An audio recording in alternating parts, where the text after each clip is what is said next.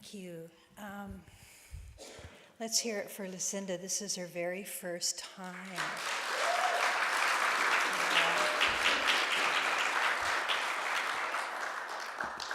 She's been mentored beautifully by Diana Johnson. Thank you as well.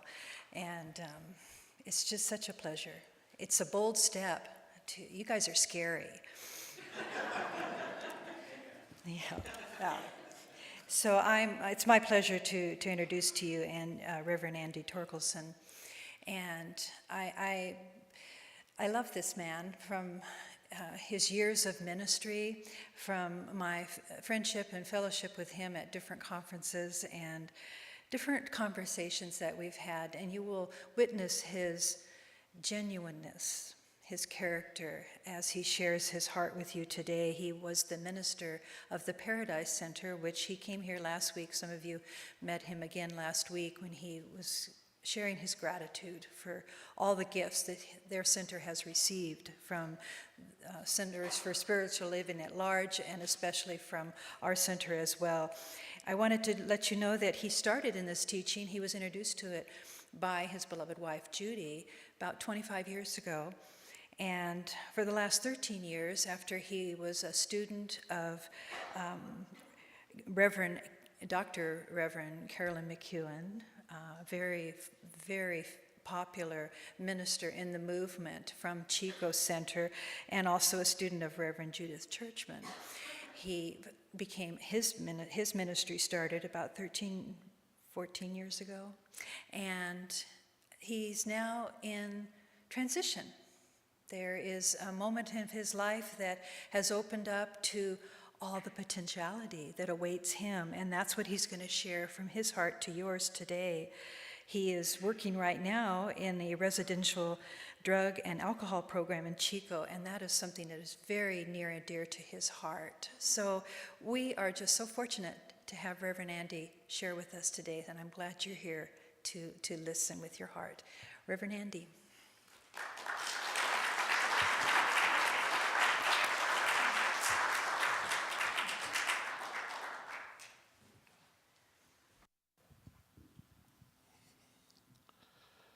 Good morning. It's been a while since I've been in front of people like this. It's been about 3 months now, so I'm kind of nervous.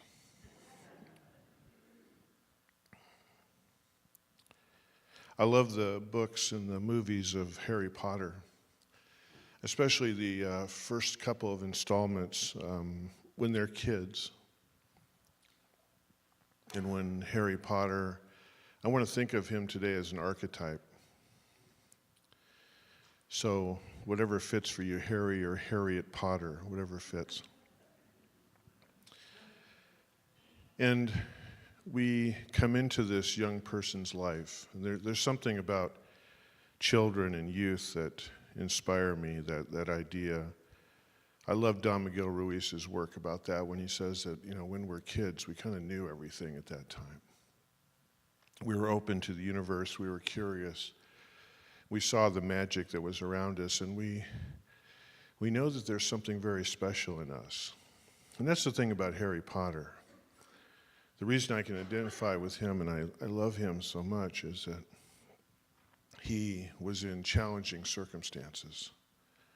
And sometimes we can all relate to challenging circumstances, where we may have grown up, or family, or situations, or whatever it was, but there is something within Harry to where he knows that he's special. In fact, some of the people in his life don't like the fact that he knows he's special. And the author of the story, she gives him a scar on his forehead like a lightning bolt. It's very magical, feels very powerful. And that to me represents that divine spark that is within us. No matter what we've gone through, we somehow know that there's something special. And Ernest Holmes talks about that, and all the great metaphysical writers talks about the idea of the divine spark, that thing that's within us, that thing that is very special. No matter how other people have tried to cover it up in our lives, or how we try and cover it up in our lives, in the directions we go, our low self-esteem, our addictions, our whatever they are, but it's still there. It's always amazed me. I've worked with people, I've had the privilege of working with people for 30 years. And I like to take the first 5 years out, but that's a whole nother story. So let's say I got 25 good years, okay? And in fact, I would like to write a letter to those people in the first 5 years and really apologize. Just, you don't, what I was a long story at that time. But anyway, I've worked with people for 25 to 30 years. And what's amazing to me, I worked in corrections a long time ago. I worked in parole. And as a group counselor and stuff, and I would meet people that would come from backgrounds that were just horrendous. I mean, just you get to know them, you get to talk to them and where they're raised, and you think, God, you poor soul, what you've been through. And people who have been in levels of darkness that you can't imagine. And yet what's incredible to me is you sit down and you talk to them, and they have hopes and dreams. I want to be a veterinarian. I want to be a musician. I want to be an artist. I want to own my own business. What? How could you possibly even think that? But that's how powerful this divine spark is, this piece of us. It's so wonderful. And what Reverend Sue was talking about, the potentiality.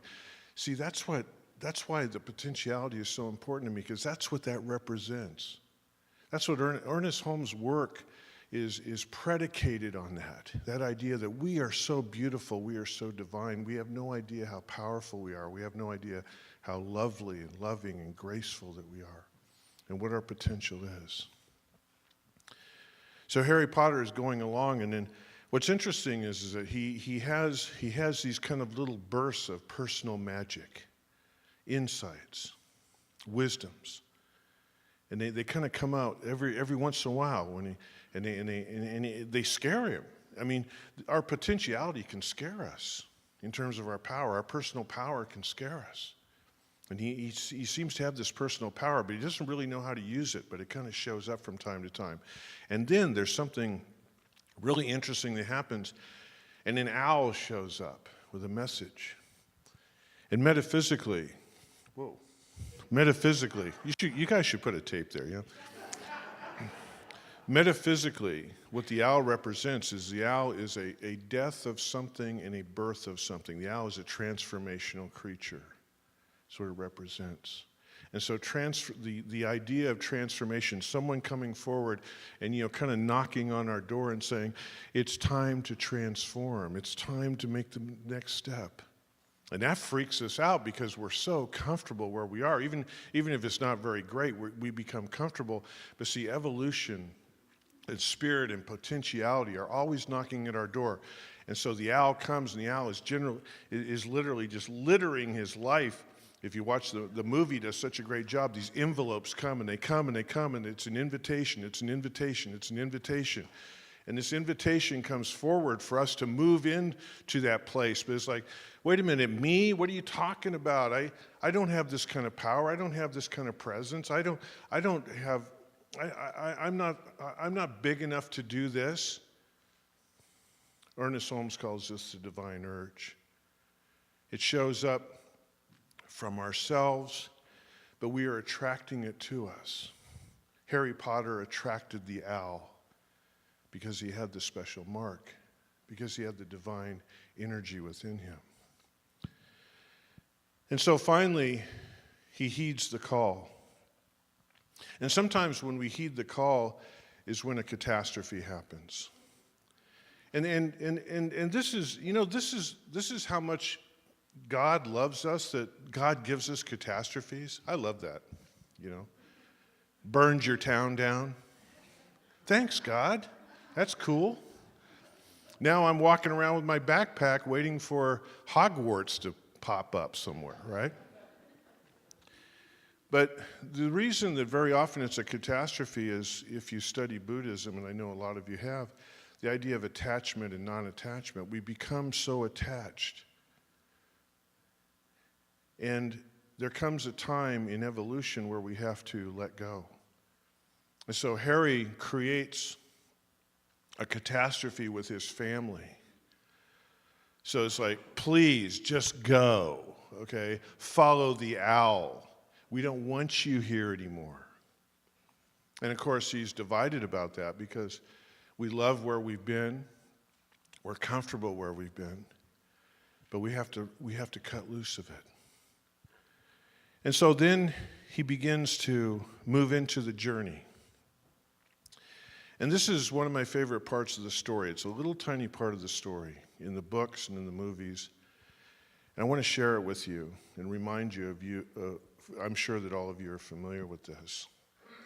So the kids who are being drawn to embark on this new journey of magic and learning and studying their spirituality and moving forward into their spirituality and to take on their birthright, to take on their evolution, to take on their potentiality. They are sent to the King Cross station in London to catch a train, very famous station that's been in probably hundreds of movies, this beautiful old station in London. And so they are sent to platform 9 3/4. And so if you remember, they come up and, here's 9 and here's 10. Where's 9 3/4? Well, there's an elder there. In metaphysics and in any kind of teaching, we surround ourselves with the elders, the writers, the people who come forward, the mystics. And they stand there and they say, well, it's right there. No, it's not. There's a brick wall there. And they said, no, you go through the brick wall. Go through the brick wall? Yeah, you go through the brick wall. Now, this to me is so important because this represents the way we in metaphysics look at the word faith. And faith is couched in every single religious spiritual tradition. A faith in what? Sometimes people call religion my faith. It's a very important word. Ernest Holmes says in his work, throughout his work, he talks about the power behind, the substance behind, the thing behind, the reality behind the reality. God, what a great metaphor for this idea of I got to go through the brick wall in order to step into this place. I have to practice some faith. I have to go to places that other people can't see. I have to trust in something that's beyond me, that's bigger than me, that's more powerful than me. Holmes says that there is a power in the universe greater than we are for good that we can use, and to surrender into that. Going through the brick wall is a time of surrender. It's a time where we have to look into the idea of the potentiality. The reason that this word is so important to me is because there was a time in my life where I had more humble beginnings of my own choices, and I had, made a pretty good mess of my life, and I couldn't see myself as anything more. And yet when people would see something in me, they would see an intelligence, or they would see a charisma, or they would see a wisdom in me. I couldn't see it. I couldn't understand it. It's like that person who stands there and said, really, just go through the wall. Just go through the wall. I was at a conference a few years ago down in Oakland. It was just a one-day thing. And ministers and practitioners from Northern California were invited to come to this church in Oakland, a center in Oakland.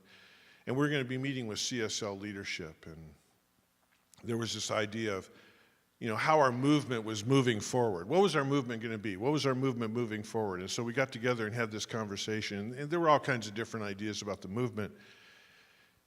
And Dr. Ken Gordon, who is our leader, he was there. And he talked about stepping into the field of infinite possibility. Stepping into the field of infinite possibility. That's what's important about the Harry Potter story. He had to step into the brick wall. He had to step into the unknown. Ken Gordon says we have to step into the field of potentiality. Infinite potentiality. Now, religious science is full of all kinds of phrases like that. They sound really good, but you say, well, what are you talking about? What does that really look like? And so we were kicking that around. I mean, beyond beyond a good name for a book or a bumper sticker, infinite potentiality, field of infinite potentiality. What's that? How can I wrap my mind around that? And someone at the conference was talking about that time, they said, think about those grainy old pictures we'd see of the immigrants who came to the United States, through Ellis Island and stuff. Came here from Europe and other places, and they'd be riding on the boat, and they would sit there, and they would have like a little suitcase on their lap, like this big. That was it. They had their clothes they're wearing. They're coming here from Europe. They're coming into the United States, and they have this little square suitcase. I went to a museum exhibit one time on immigration, and these suitcases were tiny. I mean, if you folded up a shirt, it laid in there perfect, and they would sit there. And they were leaving behind cities where, their families had lived for generations. The cemeteries were filled with hundreds of years of ancestors leaving behind, and their country and their language and their people and their families, their traditions. And they grab a little suitcase. They step on a boat, and they go. And what they said was that these are the immigrants who eventually came into this country and worked their way into different regions of the country and ended up starting businesses or working in industries or factories or farming or ranching or whatever they did. And they had their little suitcase, and one day they began to accumulate their homes and their businesses and their loved ones. And the truth of this is that what this person was saying is, when we step into the infinite field of potentiality, we are beyond our physical life. We are in pure consciousness. And eventually our life catches up to us. And that is the epitome of faith. That is the epitome of stepping through that wall into the unknown. I love the fact that the children go on a train, they go on a journey, a very mystical, very magical, very mysterious kind of journey. Recently, I stood in Chico a day or two after, where I'd lived the fire had come through, but it was still going on up there. And my wife, Judy, and I, we had thrown in with some relatives down around the Princeton area. And in terms of my little square suitcase, I had a backpack and I had a Toyota Yaris, and that was my life. Okay? And Judy, she has her own, we both have Yarises. She has a Yaris, I have a Yaris. And she had a couple of things in her Yaris. And I stood in Chico, and when I looked up towards the ridge, I was in a parking lot, if you know a big Safeway strip mall in the middle of Chico. I was staying in a parking lot, and I was facing the ridge. It was the middle of the day, and it was dark. It was like one of those movies of a nuclear winter. It was really weird, very cold. And up on that ridge was this wall of this brown, gray, black. It completely filled the sky. And I stood there. And I was saddened by this, and I felt completely lost, and I felt completely untethered. And what came to me, I desperately wanted to pray. And one of our founders, Emma Curtis Hopkins, she's one of our ancestors. She talks in her book of Practical Mysticism. I can't remember it now, she offers up like over 100 names for God. All these names for God. And see, the point of her book is we need to find our own names for God. We need to find our own words. And at that moment, I wanted a word that was loving. I wanted a word that was powerful. And I found myself grabbing a hold of the great potentiality. Because when I did that, I felt that I was speaking of that spark in me that was going to be able to go forward to a new reality. It's one of the dearest names I've ever given God. We got these flowery names we give God. But to me, that day in that parking lot facing that wall, my own wall, was pure potentiality. Ernest Holmes says, we are loved so much. We are loved so much that this power comes forward for us when we can open up to it. You see, in our teaching, when you walk through these doors, we're not giving you anything. You already got it. We're talking about how, in this room, we talk about how we use it, how we open up to it, how we remember it. The owl was not giving Harry Potter anything. The owl was saying, Harry, there's something in you. There's something in you. And you need to open up to that. I've been reading a book by Alan Cohen. I was telling Reverend Sue, I used to have this wonderful library of books. I got like 4 books now. Okay. Well, I picked up the other day Alan Cohen's book, The Tao Made Easy, and the Tao speaks to me. I love the Tao. I had several translations of it in my library, and so, Alan Cohen is this great new thought writer and speaker. And so he says in his translation, and this is from Tao number 25, it is the mother of 10,000 things. I do not know its name. Call it spirit. For lack of a better word, I call it potentiality. That's me there. I don't think Alan would mind if I did that. So Alan Cohen, when he talks about this piece, he reminds us of the movies where we heard the term, "May the Force be with you." And Alan said, with all due respect to those who wrote that, he said, "May you be with the Force." Harry, open up. Grab a hold of your birthright. Ernest Holmes talks about our greatness being our birthright. In fact, Holmes says, there is no limit to the law. There's another good word for God, the law.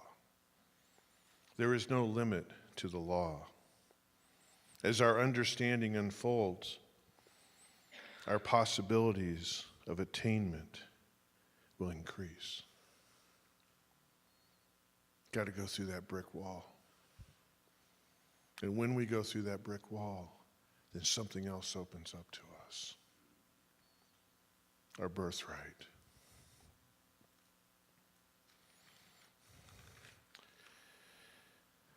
I've discovered another writer recently, Colette Baron Reed.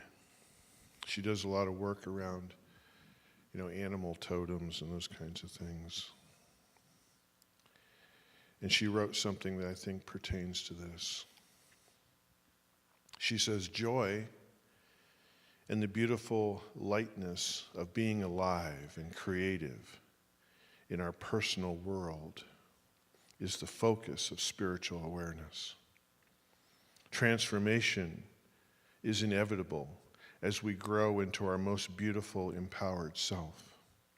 Indeed, we will go through some uncomfortable stages as we let go of the forms of our life that no longer fit our evolving selves. Wow. Every aspect of our experience must grow through shifts in order to match that emerging expression. But as we focus on the beauty and not the challenge, we choose the expanse of love. Spirit loves you. Spirit loves me. We will soon know the miracle of our soul and its glorious journey. I shared with someone just recently that in terms of what I went through recently, I have opened up the attention of my soul. That's what those challenges are about. What is now breaking loose through me? What is being called upon? You know, it's interesting, as a minister, sometimes you have conversations with people and you make observations, and unfortunately, for our movement, I've had people who, as they've gotten older, say, I don't know if this teaching pertains to me anymore. I mean, I'm not going on adventures. I'm not, I've gotten older. I'm becoming more sedentary, and I'm kind of tired, and stuff. And I feel like this teaching is energetic. And, I really think that I experienced something that really opened my eyes to the truth of that. There was a dear man in our center many years ago. He was a piano player, and he was in his late 80s, and he had developed the challenge of cancer. And so the doctor said, we can do surgery, and we can do this treatment, we can do chemo, and we can do radiation, and we can do all this stuff. And which, that's all cool. I mean, everybody's journey's cool. I honor everybody's journey. But he looked at the doctor and said, well, I really respect the fact that you love me and you want me to go on. He said, but I'm going to decline what you're offering because there's another adventure for me. And he told me when he was in hospice, I would go visit him, and he said, Andy, he'd have those days where he wasn't doing too well physically. And I said, I'm so sorry. His name was Joe. I said, Joe, I'm so sorry. He said, no, you don't understand, Andy. The cage is breaking open. The cage is breaking open because I want to fly. I thought, God, that's it. From the moment we're born to the moment we leave, it's all about journeys. It's all about adventures. The walls and the cages are always opening up for us. That's how much we are loved. So I would like to take this into prayer, if you would join me in that consciousness.